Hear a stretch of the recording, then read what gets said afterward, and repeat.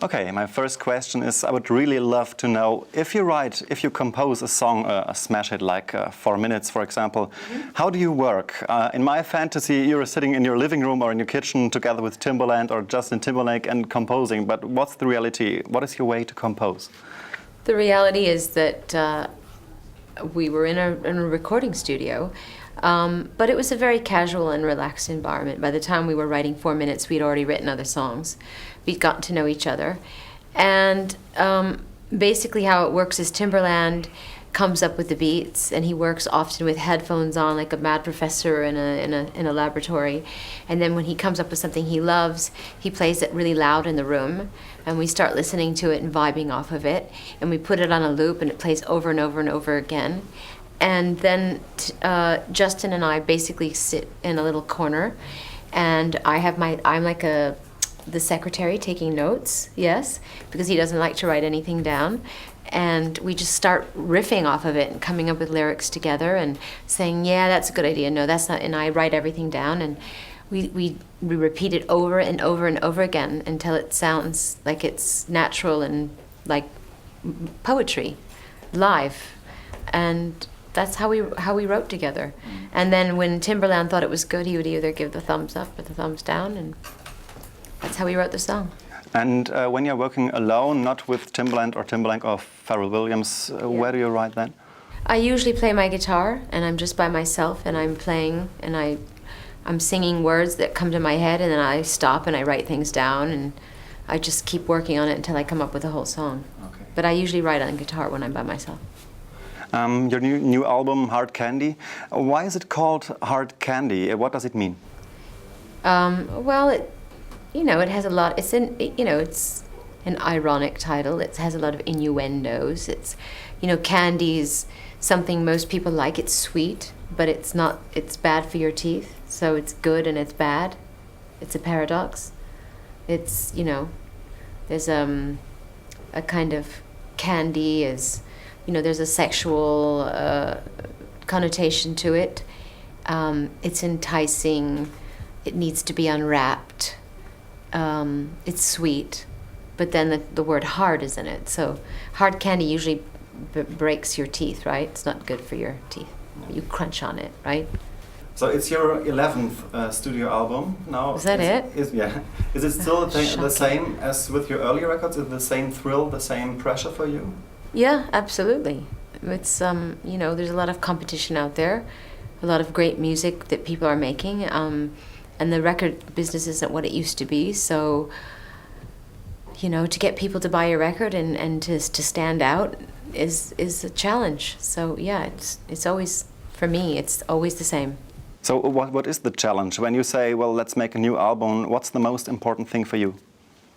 Well, to make great music, to make a song that's memorable, that you hear one time and you want to hear again, that sticks in your head, that makes you want to get up and dance,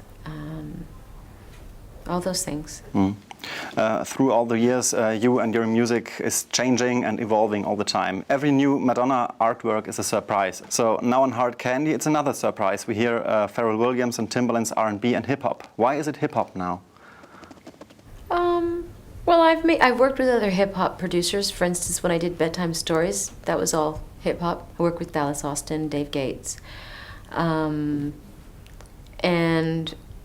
so it's not the first time I ventured into that genre of music, but I have been a big fan of Pharrell Williams for years. I've always loved his music and the collaborations he's done with people. And at the time, that before I made my record, I was listening to Justin Timberlake's record that he had done with Timberland religiously. I mean, I really loved every song on the record, so I just decided I wanted to work with them. So. Okay, is hip hop part of your life?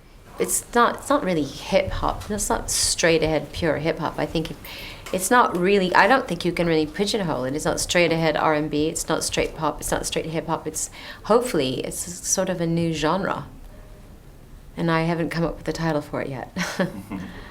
So in the 4 minutes video, you are singing and dancing with Justin Timberlake. It looks as if you two were a young couple, although Justin could be your son. So how is it? He could.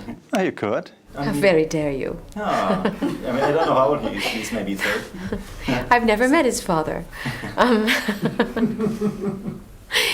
Well, I guess if you did the math, he could be, but you know, I still think we make a great songwriting, dancing couple. You are. So you are more than 25 years in the business now. No pop star has been so successful for such a long time. What are you proud of? You mean in regards to my music career? I think really that I still enjoy it. That I still love what I do, and that I get to work with so many great people.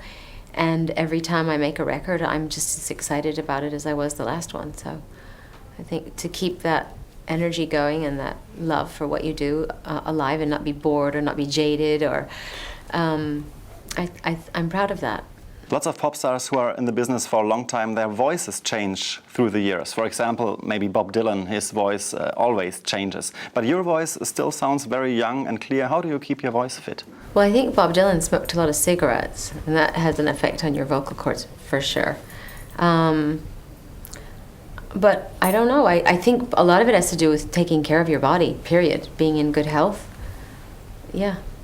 So no doubt you are the most important pop star nowadays, but who's for you the most important pop star? Who do you admire? Me. No, I'm just kidding. I admire, well, I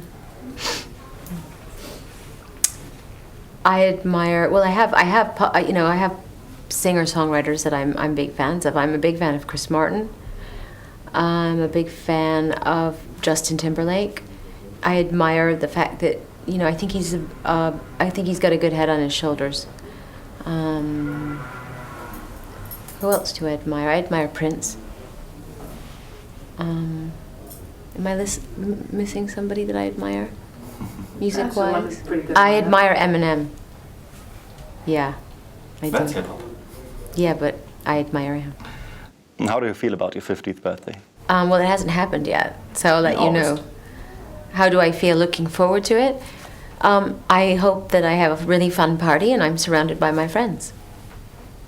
That's all. Mm-hmm. Like all my birthdays. I'm very happy that you will come to Germany for 3 concerts during the tour. Why is it the tour called Sticky and Sweet? Because that's what happens when you put candy in your mouth. Okay, thank you very much. You're welcome. How do you say you're welcome in German? Bitteschön. Bitteschön, Dankeschön. Dankeschön. Bitteschön. Thank you, and bitteschön is Okay. you're welcome. Okay. Danke, bitteschön.